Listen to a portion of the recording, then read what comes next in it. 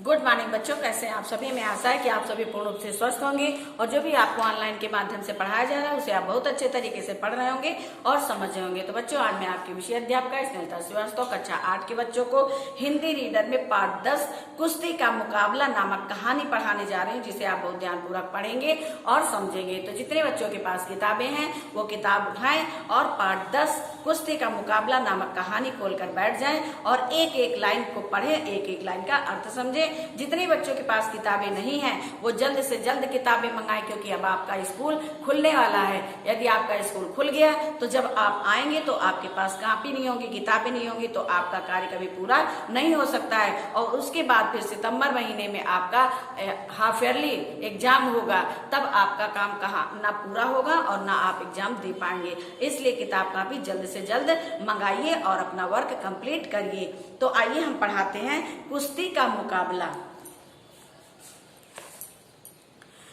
सम्राट कृष्णदेवराय अपनी न्यायप्रियता और दयालुता के कारण बहुत प्रसिद्ध थे। बच्चों, एक एक लाइन आप पढ़ेंगे, ठीक है, जिससे कि आपको प्रश्नों के उत्तर ढूंढने में बहुत सरलता हो। नहीं तो हम इस कहानी को ऐसे ही आपको बता सकते हैं, आप भी किताब रख दीजिए, हम भी किताब रख दें और इस कहानी को हम आपको सुना देंगे और आप सुन लेंगे, लेकिन उससे फायदा क्या होगा? आपका कोई फायदा नहीं होगा, सिर्फ आप कहानी सुन लेंगे बस।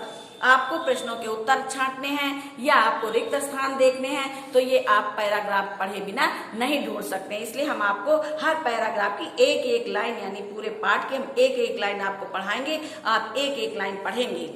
तो सम्राट कृष्णदेवराय अपनी न्यायप्रियता और दयालुता के कारण बहुत प्रसिद्ध थे। उनका विशाल साम्राज्य उत्तर में कृष्णा नदी से लेकर दक्षिण में रामेश्वरम तक और पश्चिम समुद्र से लेकर पूरब में उड़ीसा तक फैला हुआ था। बच्चों, ये राजा थे कृष्णदेवराय, ठीक है। ये अपनी न्यायप्रियता और दयालुता के लिए बहुत ही प्रसिद्ध थे। ये पूरी प्रजा इनको बहुत चाहती थी। उनका साम्राज्य उत्तर में कृष्णा नदी से लेकर दक्षिण में रामेश्वरम और पश्चिम में समुद्र से लेकर पूर्व में उड़ीसा तक फैला हुआ था। इस साम्राज्य की राजधानी विजयनगर थी। इस साम्राज्य की राजधानी क्या थी? विजयनगर थी। बहुत ध्यान से पढ़ना, हमने आपको पहले ही बता दिया कि हर प्रश्नों के उत्तर आपको इन्हीं पैराग्राफों में मिलेंगे। जिसका प्रसिद्ध नाम हम्पी था। जिसका प्रसिद्ध नाम क्या था? विजयनगर का हम्पी। तुंगभद्रा नदी के समीप बसा ये नगर अत्यंत सुंदर तथा वैभवशाली था। ये राज्य कई प्रांतों में बांटा हुआ था। कृष्णदेवराय विद्वानों, कलाकारों और विदूषकों का बहुत सम्मान करते थे। राजा कृष्णदेवराय जो थे वो कलाकारों का और विद्वानों का तथा विदूषकों का बहुत ही सम्मान करते थे। उनके दरबार में ये सभी लोग रहते थे जिनका बहुत अच्छी तरह से सम्मान होता था। ये राजा के बहुत प्रिय होते थे। वे स्वयं भी कला के पुजारी थे। राजा कृष्णदेवराय भी कला के पुजारी थे। उन्हें बीड़ा बजाने, चित्रों तथा मूर्तियों की रचना करने का अत्यंत शौक था। वे बीड़ा बजाते थे और चित्रों की रचना करते थे, यानी चित्रों को बनाते थे। हर साल वे बसंतोत्सव पर एक प्रदर्शनी का आयोजन करते थे। हर साल बसंत पंचमी के अवसर पर वो एक आयोजन करते थे, जिसमें उत्तम चित्रों तथा मूर्तियों पर सम्राट अपने हाथों से कलाकार को पुरस्कृत करते थे। उस आयोजन में जो चित्रकार बहुत अच्छा, बहुत सुंदर चित्र बनाता था, उसको सम्राट अपने हाथों से पुरस्कृत करते थे। लोग उनकी तुलना राजा भोज तथा सम्राट अशोक से किया करते थे। राजा भोज अपने जमाने के बहुत ही लोकप्रिय राजा थे और अशोक सम्राट को तो आप लोग पढ़ते ही होंगे। और सम्राट अशोक आपके सीरियल में भी आता है। आप लोग ऐतिहासिक सीरियल देखा करिए, जिसमें जो भी आप किताब में पढ़ते हैं, जिनके बारे में पढ़ते हैं, वो सब जानकारी आपको सीरियल के माध्यम से मिल जाती है, नाटकों के माध्यम से मिल जाती है। तो आप जो फालतू की चीजें देखते हैं, वहां पे ये ऐतिहासिक नाटक अवश्य देखा करें। तो सम्राट अशोक जो है वो भी बहुत अच्छे राजा थे। उनके दरबार में अष्ट कवि थे। राजा कृष्णदेवराय के दरबार में अष्ट कवि थे, यानी 8 कवि थे जो अष्ट दिग्गज कहलाते थे, यानी बहुत ही सूरमा, बहुत दिग्गज कहलाते थे। इस प्रकार उनका दरबार कला की दृष्टि से बहुत समृद्धशाली था। उनका दरबार कला की दृष्टि से बच्चों बहुत समृद्धशाली था। उनमें उच्च कोटि के विद्वान, कलाकार, विदूषक, चित्रकार इत्यादि सम्मिलित थे। तेनालीराम भी उनके दरबार की मुख्य शोभा थे। बच्चों, आपने तेनालीराम का नाम सुना होगा, पाठों में भी आपने देखा होगा। और जैसा कि हमने आपको बताया कि सीरियल भी तेनालीराम का आता है, ठीक है। तो आपने अगर देखा होगा तेनालीराम का सीरियल तो आपको बहुत अच्छे तरीके से ज्ञान होगा कि तेनालीराम कैसे कैसे अपने कारनामों से राजा के प्रिय थे। वे बहुत चतुर तथा विद्वान थे। उनका वास्तविक नाम रामन था। क्या नाम था? तेनालीराम का जो है असली नाम क्या था? रामन। इसीलिए उनको तेनाली रामन कहा जाता है। परंतु तेनाली गांव में रहने के कारण उनको सभी तेनालीराम कहते थे। लोग उन्हें भिन्न भिन्न नामों से भी पुकारते थे। तेनालीराम ये सब प्रश्न के उत्तर में आएगा। तेनालीराम, तेनाली रामा, तेनाली रामकृष्ण और तेनाली राम कृष्णड्डू इत्यादि। बचपन से ही वे बहुत मेधावी तथा प्रभावशाली थे। शब्दों के तो वे अनूठे जादूगर थे। उनके शब्दों में बच्चों अनूठा जादू था। वो जो बोलते थे वो बहुत अच्छा बोलते थे, बहुत प्रिय बोलते थे। एक ही बात के कई अर्थ निकाल कर वे सबको आश्चर्यचकित कर देते थे। लोग उनकी बुद्धिमानी की प्रशंसा किए बिना नहीं रहते थे। सबको विश्वास था कि रामन एक दिन अवश्य बहुत बड़ा आदमी बनेगा। उन दिनों में राजा महाराजाओं के दरबार में ऐसे लोग होते थे जो अपनी बातों तथा हाजिर जवाबी के द्वारा लोगों का मनोरंजन करवाते रहते थे। जैसे आपने पढ़ा होगा अकबर के दरबार में बीरबल थे, वो सबका मनोरंजन करवाया करते थे। और अकबर जब भी किसी परेशानी में होते थे तो बीरबल उसका निवारण करते थे। उसी प्रकार बच्चों राजा कृष्णदेव यानी सम्राट कृष्णदेव राय के दरबार में तेनालीराम थे। वो राजा को हर परेशानियों से बचाया करते थे और अपनी हंसी मजाक से सबका मनोरंजन भी करवाया करते थे। उन दिनों राजाओं महाराजाओं के दरबार में उन्हें विदूषक के नाम से पुकारा जाता था। जो ऐसे लोग होते थे जो सबका मनोरंजन करवाते थे उनको विदूषक कहते थे। विदूषक का मतलब होता मजाकिया, जो अपनी बातों से सबको प्रसन्न कर दे। तेनालीराम भी महाराज कृष्णदेव राय का बड़ा नाम सुन रखा था। तेनालीराम ने भी महाराजा कृष्णदेव राय का नाम बहुत अच्छे तरीके से सुन रखा था। अतः उन्होंने मन ही मन दरबार में जाने का निश्चय किया। अब जब ये बालक थे तेनालीराम तो उन्होंने जो है सम्राट कृष्णदेव राय का नाम सुना था। तो उन्होंने निश्चय किया कि हम सम्राट जो है कृष्णदेव राय के दरबार में जाएंगे। यद्यपि वे जानते थे कि दरबार में प्रवेश पाना आसान कार्य नहीं है, परंतु वे अपने निश्चय पर अडिग रहे और अपने प्रयत्न हाजिर जवाबी तथा तीव्र बुद्धि के आधार पर वे दरबार में भी अपना स्थान बनाने में सफल रहे। तेनालीराम अपने मनोरंजक कारनामों से सभी को खूब मनोरंजन करते थे। उनके गुणों से प्रभावित होकर महाराजा कृष्णदेव राय उनका बहुत सम्मान करते थे। तेनालीराम के प्रति महाराज का अत्यधिक लगाव देखकर उनकी बढ़ती प्रसिद्धि से कुछ दरबारी उनसे ईर्ष्या करने लगे। अब जब राजा कृष्णदेव राय तेनालीराम को बहुत चाहने लगे, बहुत उनकी प्रशंसा करने लगे, उनका बहुत सम्मान करने लगे, तो दरबार में कुछ ऐसे लोग भी थे जो उनकी प्रशंसा से, तेनालीराम की प्रसन्नता से प्रसन्न नहीं थे। वे उनसे ईर्ष्या करने लगे। वे तेनालीराम को नीचा दिखाने का कोई अवसर नहीं चूकते थे, परंतु हर बार तेनालीराम अपनी बुद्धिमत्ता के कारण बच निकलते थे, जिससे ईर्ष्यालु दरबारियों को निराशा का सामना करना पड़ता था। हर बार उनके षड्यंत्र से, जो ईर्ष्यालु लोग थे उनके षड्यंत्र से हर बार तेनालीराम बच जाते थे, जिससे जो दरबारी थे ईर्ष्यालु प्रकृति के, वे बड़े निराश हो जाते थे। एक बार महाराज कृष्णदेव राय का दरबार लगा हुआ था। तभी द्वारपाल ने महाराज को बताया कि एक व्यक्ति आपसे मिलने की हट कर रहा है। एक बार बच्चों कृष्णदेव राय का दरबार लगा हुआ था, उतने में एक जो है सिपाही आता है और बताता है कि एक व्यक्ति आपसे मिलने की जिद कर रहा है।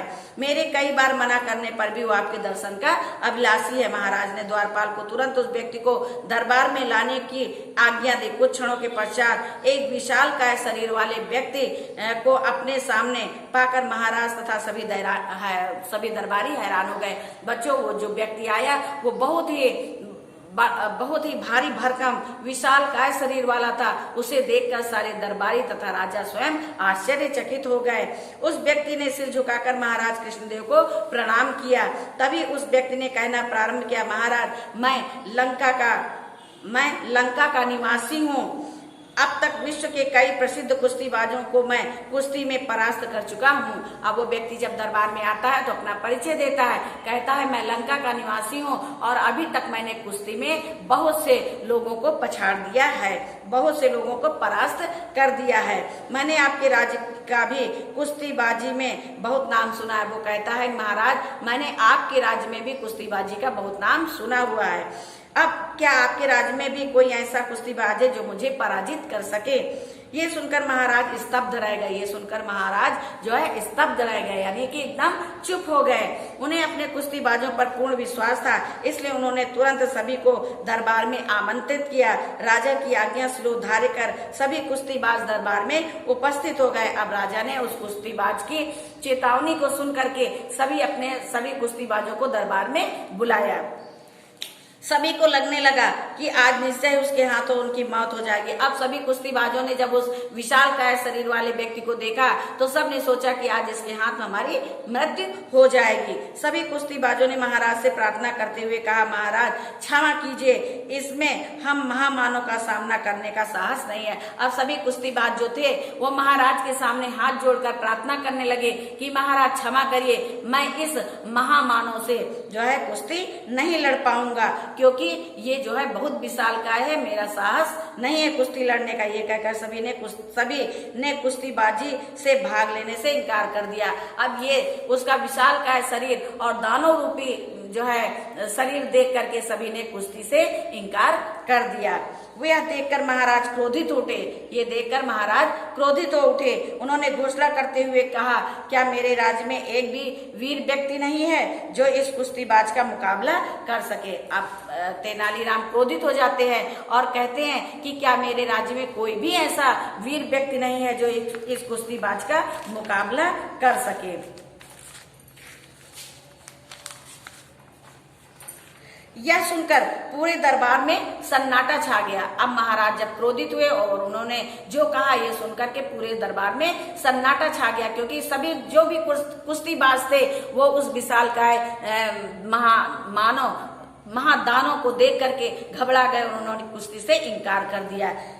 ये सुनकर पूरे दरबार में सन्नाटा छा गया। सभी दरबारी एक दूसरे का मुंह देखने लगे। तभी महाराज ने पुनः घोषणा करते हुए कहा कि जो व्यक्ति कुश्ती के मुकाबले इस कुश्तीबाज को परास्त कर देगा उसे 1000 स्वर्ण मुद्राएं भेंट स्वरूप प्रदान की जाएंगी। अब जब कोई कुश्तीबाज कुश्ती लड़ने के लिए उस व्यक्ति से तैयार नहीं हुआ तो राजा ने घोषणा की कि जो इस कुश्तीबाज से कुश्ती लड़ेगा उसको 1000 स्वर्ण मुद्राएं जो है इनाम के रूप में भेंट की जाएंगी।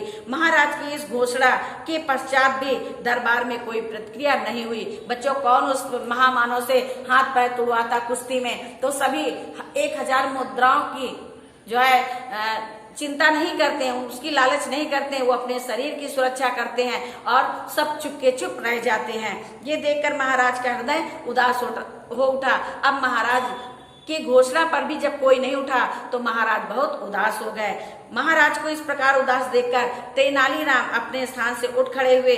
वे सिर झुकाकर बोले, महाराज मैं कुश्तीबाज की चुनौती को स्वीकार करता हूँ। तेनालीराम की बात सुनकर ईर्ष्यालु दरबारी फूले न समाये। अब जब महाराज को उदास देखा तो दरबार में बैठे हुए जो तेनालीराम थे वो राजा को बहुत प्रिय थे, राजा उनका बहुत सम्मान करते थे, तो उनको देखा नहीं गया कि हमारे राजा उदास हैं और आज हमारे दरबार में सबका अपमान हो रहा है। वो उठ खड़े हुए और राजा के सामने सर झुकाकर बोले, महाराज मैं इस कुश्तीबाज की चुनौती को स्वीकार करता हूँ। तेनालीराम की बात सुन करके जो ईर्ष्या करने वाले दरबारी थे वो बहुत प्रसन्न हुए। क्यों प्रसन्न हुए? उन्होंने सोचा कि इस जो है विशालकाय व्यक्ति से जब तेनालीराम कुश्ती लड़ेंगे तो ये विशालकाय महादानव जो है ये इसे मार डालेगा। इस खुशी में वो सारे ईर्ष्यालु दरबारी जो थे वो प्रसन्न हो गए। तो बच्चों, आज आपने पढ़ा ये पाठ कुश्ती का मुकाबला पाठ 10। तो बच्चों आज हम ये पाठ यहीं तक पढ़ाएंगे।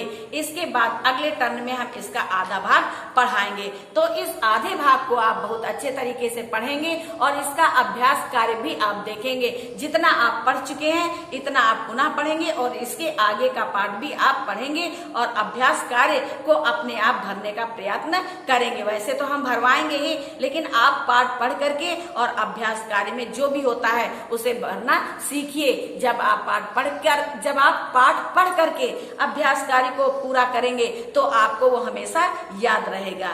तो हमने आपको बताया कि आपने जो भी पढ़ा है उसे और जो आगे पढ़ाना है उसे आप पढ़ लेंगे और पढ़ने के बाद जो है अभ्यास कार्य को पूरा करेंगे। तो बच्चों आज ये आधा भाग पाठ 10 का आधा भाग यहीं पे समाप्त होता है। धन्यवाद।